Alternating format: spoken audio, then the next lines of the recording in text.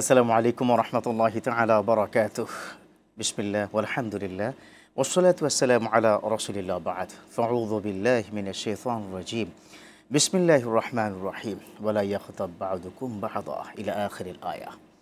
সুপ্রদর্শক, দেশে কিংবা দেশের বাইরে যে যেখান থেকে দেখছেন এই মুহূর্তে আপনাদের প্রিয় চ্যানেল RTV, আপনাদের সকলকে স্বাগত জানাই, মোবারকবাদ জানাই। আমি ডক্টর ফখরুল আশিকি।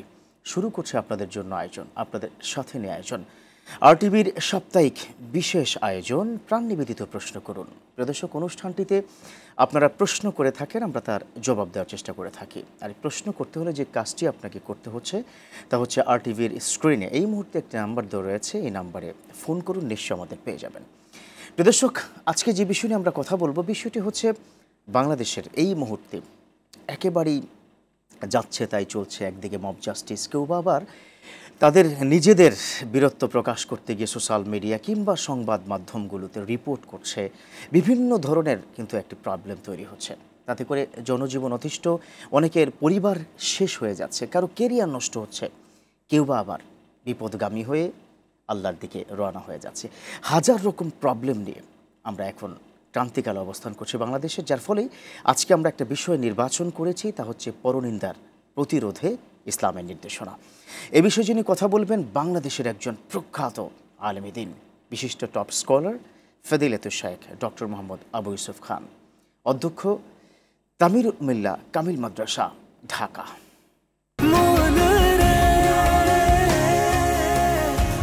এভাবে ভরপুর বেঁচে থাকাটাই জীবন, আর জীবনের স্বাদের অনিবার্য সঙ্গী প্রাণ।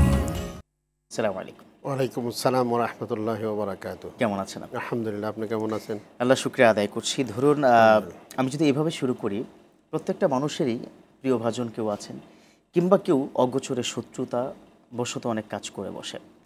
তো ইসলাম তো শত্রুতা করে কারো বিরুদ্ধে পরনিন্দা করা, কারো বিরুদ্ধে রিপোর্ট করা, কারো বিরুদ্ধে তার কেরিয়ারটাকে নষ্ট করে দেওয়া, এই নানামুখী ষড়যন্ত্র, ইসলাম কি কোনো ষড়যন্ত্র অ্যালাউ করে কিনা?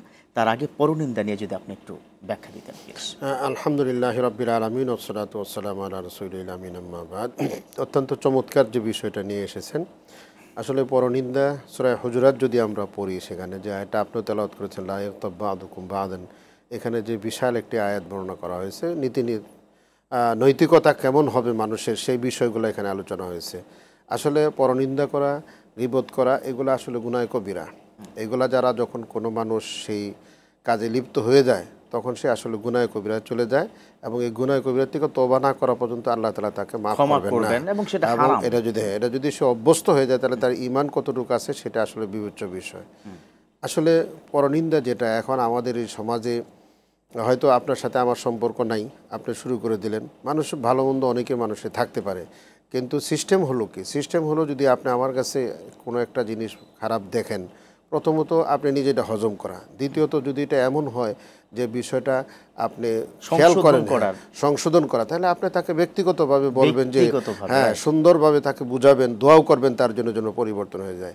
কিন্তু আমরা দেখতেছি আমাদের দেশে আসলে এই ছোটোখাটো জিনিসগুলোকে সামনে এনে এমনভাবে, এখন একটা মিডিয়া, ফেসবুক আছে, ইন্টারনেট আছে, এগুলোর মধ্যে অযথাই যা ইচ্ছা তাই লিখছে, বিভিন্ন পত্র পত্রিকায় লেখে। আসলে আল্লাহ রাব্বুল আলামিন তো বলছেন যে কোনো নিউজ যদি তোমাদের কাছে আসে, তখন তোমরা সে তাহকিক করো, বিশ্লেষণ করো, জানো, শোনো, তারপরে লেখো। যখন তোমার কাছে কোনো সংবাদ আসবে ফাতাবাইয়ানু, এই তাবাইয়ুন শব্দটার অর্থ কিন্তু বিশাল। যেটা কেন হলো, কোথা থেকে হলো, তার উদ্দেশ্য কি, এটাতে সমাজের কি ক্ষতি হচ্ছে ইত্যাদি সবকিছু নানা রকম প্রমাণ বিশ্লেষণ করার পরে গিয়ে, তারপরে গিয়ে বিশ্বাস করতে বলা হয়েছে, বিশ্লেষণ করতে বলা হয়েছে পরে গিয়া। কিন্তু আমাদের দেশে জিনিসটা হচ্ছে, এতে মানুষের মেরুদণ্ড ভেঙে যাচ্ছে। একটা সমাজের যে মেরুদণ্ড, মানুষের প্রতি মানুষের আস্থা, মানুষের প্রতি মানুষের ভালোবাসা, এগুলো সব নষ্ট হয়ে যাচ্ছে। এই জন্য মূলত আল্লাহ রাব্বুল আলামিন তো কোরআনে পাকে ইন্নামাল মুমিনুনা ইখওয়া, একজন মুমিন আরেকজন মুমিনের ভাই পরস্পর। আর ভ্রাতৃত্বটা মূলত চারটি বিষয়ের উপরে নির্ভর করে। একটা হলো সততার উপরে নির্ভর করে, দয়ার উপরে নির্ভর করে, এবং সেখানে তাদের মধ্যে ইনসাফের নির্ভর করে, আমানতদারি নির্ভর করে। এই সবগুলো জিনিস রক্ষা করে একজন মানুষ তো অন্যের গীবত করা দূরের কথা, নিজের গুণাগুলি তো নিজে হজম করা তার জন্য খুব কঠিন হয়ে দাঁড়ায়। এজন্য আসলে আমরা যে বিষয়টাকে সামনে আনার চেষ্টা করছি সেটা ওরা হচ্ছে এখানে তো আল্লাহ রাসূল খুব শক্তভাবে মুসলমানদের একটা ক্রাইটেরিয়া বলেছেন, আল মুসলিমুন মান সালিমাল মুসলিমুনা মিন লিসানি ওয়া ইয়াদি। এই লিসান মানে হচ্ছে আপনার লেখনীতেও কিন্তু আজকাল নিরাপদ না কেউ। এখানে আল মুসলিমান সালিমুল মুসলিমিন লিসানি হযরত আবু হুরায়রা রাদিয়াল্লাহু তাআলা থেকে হাদিসটা প্রসিদ্ধ হাদিস, বুখারীতেও আসছে। এখানে দুটো অঙ্গের কথা বলা হয়েছে, একটা হচ্ছে জবান আর একটা হচ্ছে সেখানে তার হাত। জবান হলে এখানে বলা, বক্তৃতা দেওয়া ইত্যাদি এগুলো তার অন্তর্ভুক্ত, এটা অবশ্যই মানে তাকে করতে হবে। আর কোরআনের যে আয়াতটা সেটাও তো আসলে মানে ফাকারিহতুমুহু আইয়াকুলা লাহমা আখিহি মাইতান ফাকারিহতুমুহু, এই আইয়াকুলা লাহমান গোশত খাওয়ার কথা বলা হয়েছে। অর্থাৎ জবান একজনকে গীবত করা বা তার পরনিন্দ করা মানে কি, সেজন্য তার মৃত ভাইয়ের গোশত খেয়েছে খাওয়ার সাথে, জবানের সাথে। এই জন্য জবানকে হেফাজত করতে হবে। দ্বিতীয় হলো হাত, হাতের দ্বারাতে আঘাত করা এটাও বুঝে আসে, লেখনীও বুঝে আসে, ইঙ্গিত করা এবং কুপরামর্শ দেওয়া, অন্য পথে দেখানো, এই সবটি কিন্তু আসলে পরনিন্দার অন্তর্ভুক্ত হবে। এই জন্য ইসলামের মূল শিক্ষাটা হচ্ছে যে আসলে কারো প্রতি যদি কোনো তোমার জানা থাকে বা কোনো সমস্যা হয়, মতবিরোধ থাকলে ইন্ডিভিজুয়ালি প্রবলেম সলভ, এটা রাষ্ট্রীয়ভাবে জাতীয়ভাবে সেটাকে ফলো করা, রিপোর্ট তৈরি করা, সংবাদে দেওয়া। আজকে যে পত্রিকায় দেখেন বিভিন্ন জায়গাতে অনেকে লিখে ফেলতেছেন, আসলে ওনারও যিনি লিখছেন তারও উচিত ছিল যে আসলে সোর্সটা কি সত্য না মিথ্যা, এখানে কি সমাজের কি উপকারিতা আছে কি অপকারিতা আছে, এই বিষয়গুলো আনা দরকার। আর এখন তো পত্রিকায় লিখতে হয় না, ফেসবুক নিজেরটা নিজেই লিখে শেষ করে দিচ্ছে সেখানে। এগুলা কিন্তু কাল কিয়ামতিদ মা ইয়ালফিযু মিন কাওলিন ইল্লা লাদাইহি রাকিবুন আতীদ, জবান থেকে যে কথা উচ্চারিত হবে এটা জবানের মাধ্যমে হোক, লেখনের মাধ্যমে হোক, যেভাবেই হোক, সেই ক্ষেত্রে কিন্তু আল্লাহর কাছে এটা মজবুত সংরক্ষণ হচ্ছে। যে আমাদের অনেকেই প্রশ্ন করছেন, প্রিয় দর্শক আপনাদের জানিয়ে রাখছি, যারা ডিরেক্ট ফোন না করতে পারেন কিংবা না যদি পেয়ে থাকেন, কারণ আমাদের লাইন প্রচুর পরিমাণ ব্যস্ত থাকে, সেই জায়গাতে আপনি যে কাজটি করবেন সেটা হচ্ছে আরটিভির ভেরিফাইড ফেসবুক পেজে গিয়ে আজকের এই লাইভটি দেখে নিচে কমেন্ট বক্সে আপনি যে কোনো প্রশ্ন করতে পারেন। ইতিমধ্যে প্রশ্নের মধ্যে একটি প্রশ্ন হচ্ছে যে কোনো ব্যক্তির কোনো অপরাধ কিংবা দুর্বলতাকে জনসম্মুখে তুলে ধরে তাকে ছোট করা বা তার কেরিয়ারকে নষ্ট করা, এই ব্যাপারে ইসলামের কি নির্দেশনা আছে? কঠিন। কারো কোনো দোষ এবং ত্রুটি সেটা তার কাছে প্রমাণিত হোক আর না হোক, এটাকে জনসম্মুখে হেয়প্রতিপন্ন করার জন্য যদি কেউ করে, তাহলে সে যেন একজন জীবিত মানুষকে হত্যার মতো অপরাধের সাথে জড়িত হয়ে গেল। এবং এক্ষেত্রে তাকে অবশ্যই সতর্কতা অবলম্বন করতে হবে। মুসলিম শরীফের যে হাদিস আছে, মান কুতিলা দুনা ইরদিহি ফাহুয়া শাহীদুন, যে ব্যক্তি তার সম্মান রক্ষার্থে কি করে, সে জীবনও যদি চলে যায় তাহলে সে শাহাদত। একজন মানুষের সম্মান রক্ষা করাটা কত গুরুত্ব ইসলামে দিয়েছে সেখানে।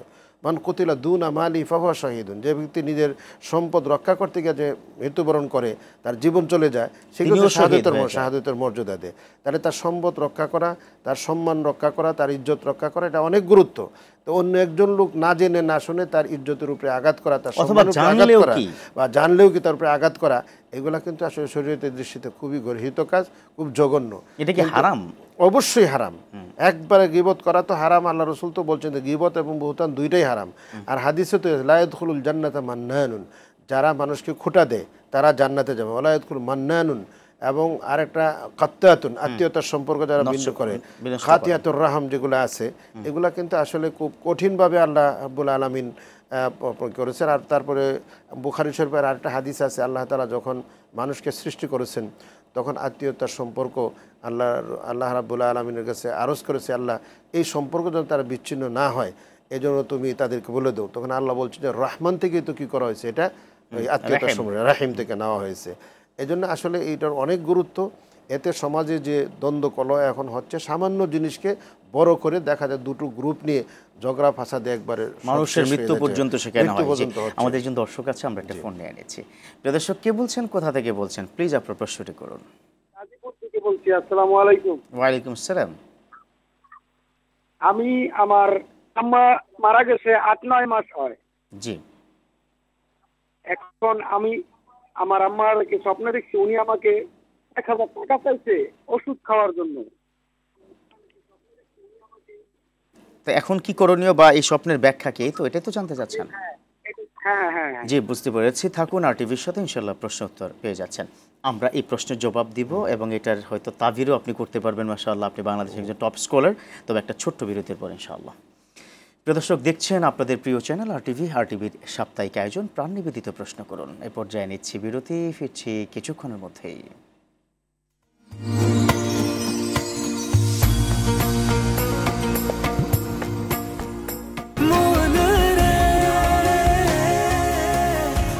এভাবে ভরপুর বেঁচে থাকাটাই জীবন, আর জীবনের স্বাদের অনিবার্য সঙ্গী প্রাণ। আলহামদুলিল্লাহ, প্রিয় দর্শক, ফিরে এলাম বিরতির পর। আমাদের সাথে থাকার জন্য ধন্যবাদ। দেখছেন আপনাদের প্রিয় চ্যানেল আরটিভি। আরটিভির সাপ্তাহিক আয়োজন প্রাণ নিবেদিত প্রশ্ন করুন। অনুষ্ঠানটিতে আমরা একটা বিষয় নিয়ে কথা বলার চেষ্টা করি, পাশাপাশি আপনাদের প্রশ্নের জবাবগুলো দেওয়ার চেষ্টা করি ইনশাআল্লাহ। যারা সরাসরি ফোন করতে চান তাহলে স্ক্রিনের নাম্বারটিতে ফোন করুন। যদি কেউ সোশ্যাল মিডিয়াতে কিছু প্রশ্ন করতে চান তাহলে আরটিভির ফেসবুক পেজে চলে যান, আমাদের লাইভের নিচে ইনবক্সে আপনার প্রশ্নটি করুন। রয়েছেন আমাদের সাথে ফজিলাতুল শায়েখ ডক্টর মোহাম্মদ আবু ইউসুফ খান হাফেজাহুল্লাহ। চলুন আমরা তার কাছ থেকে আলোচনা শুনি। বিরতির পূর্বের যেই প্রশ্নটি মানে প্রিয় কি দর্শক বন্ধু করেছিলেন, ওখানে আসলে উনি প্রশ্নটা করেছিলেন, তো ওই ওনার আম্মুকে উনি স্বপ্ন দেখেছেন, স্বপ্ন দেখেছেন এবং বিশেষ করে স্বপ্নের মধ্যে তার আম্মু তার কাছে ওষুধ চাচ্ছে, এটাই তার ফোকাল প্রশ্ন। আসলে পিতামাতাকে স্বপ্নে যখন দেখে এটা দেখতে পারে, এটা দেখা যুক্তিসঙ্গত। আর পিতামাতা যদি তার সব মানে জীবিত সন্তানাদি থেকে কিছু চায়, তাহলে সেই ক্ষেত্রে প্রথম যে সন্তানাদির কাজটা হচ্ছে তার জন্য দোয়া করা, দ্বিতীয় হলো তার জন্য দান করা, সদাকাত করা সেখানে।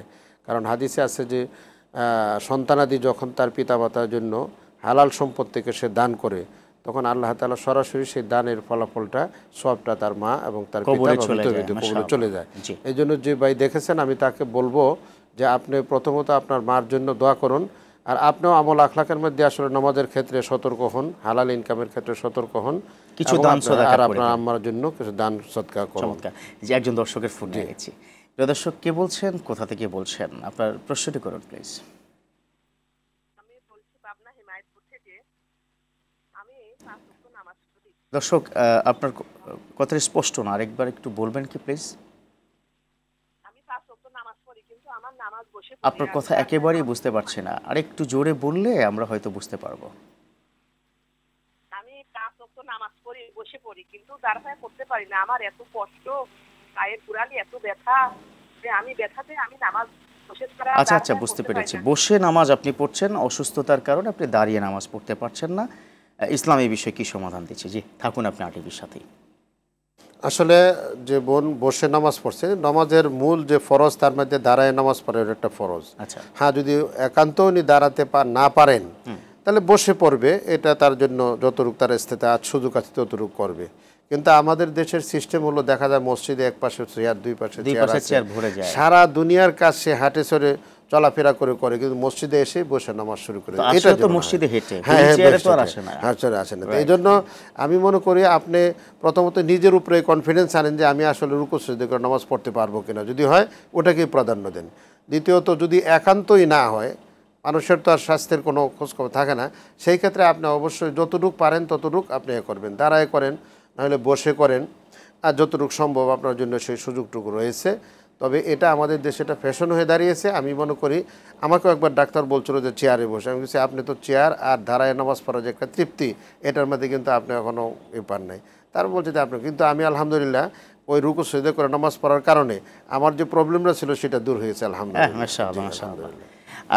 সোশ্যাল মিডিয়াতে অনেকগুলো প্রশ্ন আছে, তার মধ্যে একটি প্রশ্ন আপনাকে করতে চাই যে আমরা দেখি বর্তমান সময়ে বিভিন্ন রাজনৈতিক নেতা কেউ কারো বিরুদ্ধে বিভিন্ন ধরনের এলিগেশনস, অর্থাৎ তার বিরুদ্ধে অজুহাত তোলে সোশ্যাল মিডিয়া কিংবা সংবাদ মাধ্যমে অনেক কিছু লেখালেখি করে, মানে রিপোর্ট করে, কিন্তু পরবর্তীতে সেটা সত্য কিংবা মিথ্যার মধ্যেই থেকে যায়।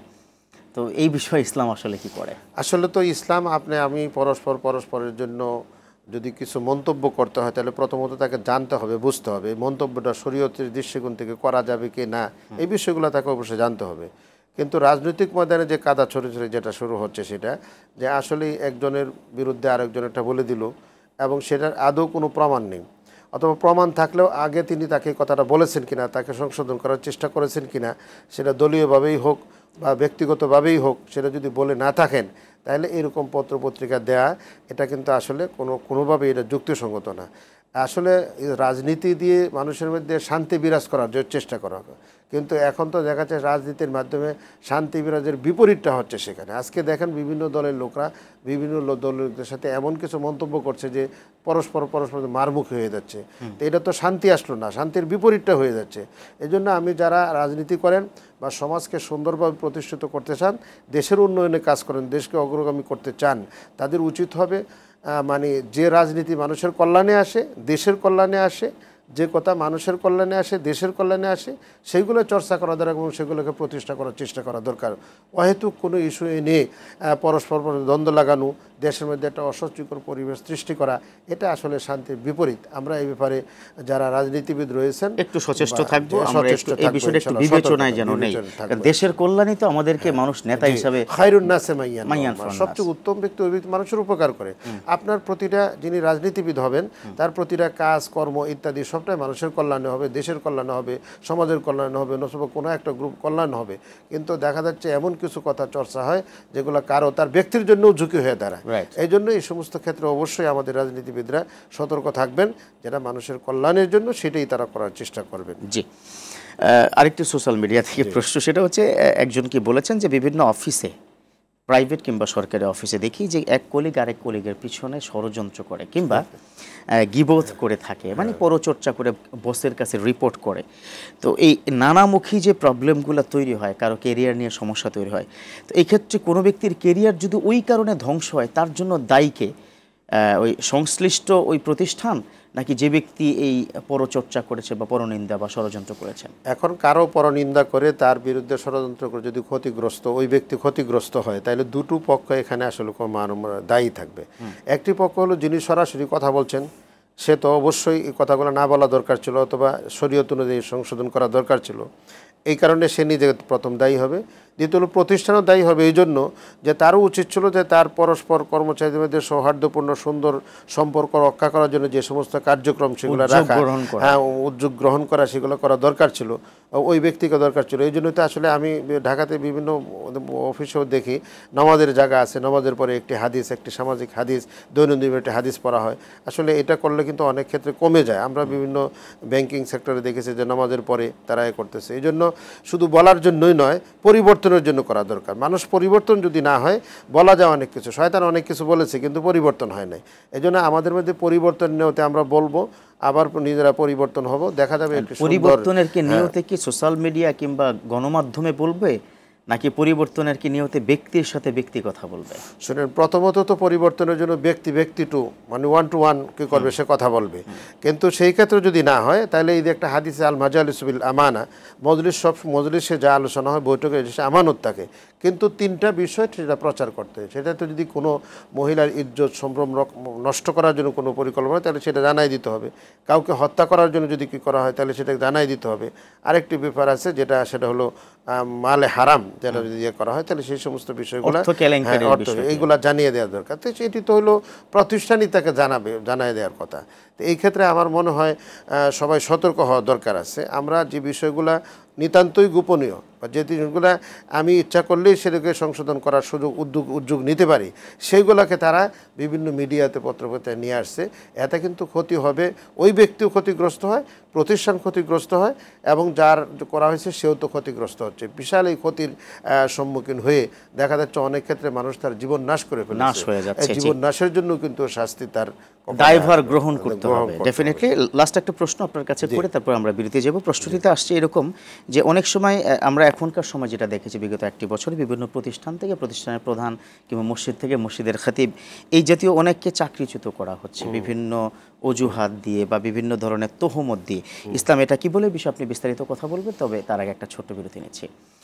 প্রিয় দর্শক, দেখছেন আপনাদের প্রিয় চ্যানেল আরটিভির সাপ্তাহিক আয়োজন প্রাণ নিবেদিত প্রশ্ন করুন। নিচ্ছি আবারও ছোট্ট করে বিরতি, কোথাও যাবেন না, ফিরছি কিছুক্ষণের মধ্যেই।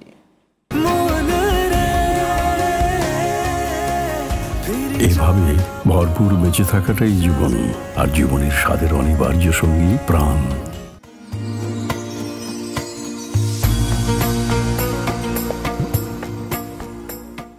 আলহামদুলিল্লাহ, প্রিয় দর্শক, ফিরে এলাম বিরতির পর। আমাদের সাথে থাকার জন্য ধন্যবাদ। দেখছেন আপনাদের প্রিয় চ্যানেল আরটিভির সাপ্তাহিক আয়োজন, আপনাদের সাথে নিয়ে আয়োজন সরাসরি প্রশ্নোত্তরমূলক অনুষ্ঠান প্রাণ নিবেদিত প্রশ্ন করুন। অনুষ্ঠানটিতে আপনারা প্রশ্ন করতে চাইলে স্ক্রিনের নাম্বারটিতে আপনারা সংযোগ হন, ইনশাআল্লাহ আমাদের পেয়ে যাবেন। আজ কথা বলছিলাম পরনিন্দা প্রতিরোধী ইসলামের নির্দেশনা, যেটা সমাজ অহরহ হচ্ছে, একজন আরেকজনের বিরুদ্ধে কথা বলেই যাচ্ছে, বিভিন্ন ক্ষতিও করছে।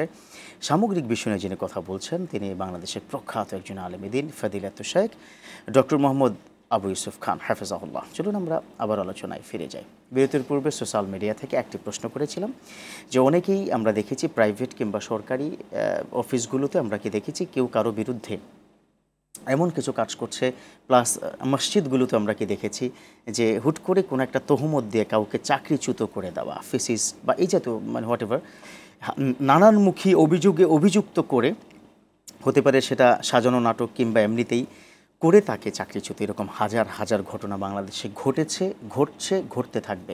ইসলাম কি বলে? খুবই চমৎকার একটা সময় উপযোগী প্রশ্ন করেছেন। আসলে অনেক ধরনের অনেক টেলিফোন বিভিন্ন জায়গা থেকে আসতেছে এরকম যে ইমাম সাহেব ছিলেন, খতিব সাহেব ছিলেন, অথবা প্রতিষ্ঠান প্রধান ছিলেন, অথবা শিক্ষক ছিলেন, তাদেরকে এরকমভাবে অন্যায়ভাবেই আসলে বিভিন্ন জায়গায় বিরত হয়। আমার প্রথম কথা হলো যে যদি ওনার কোনো গিল্টি থাকে, কোনো মানে অপরাধ থাকে, তাহলে ওই চাকরি বিধিতে তো সেই অপরাধের কী আছে, শাস্তির ব্যবস্থা আছে। সেই শাস্তির আওতায় না এনে তাকে বলে দেওয়া বা তাকে বের করে দেওয়া অথবা তাকে বের করার জন্য পরিবেশ তৈরি করা, এটা জঘন্য অপরাধ এবং এটা কোনোভাবে মানা যায় না।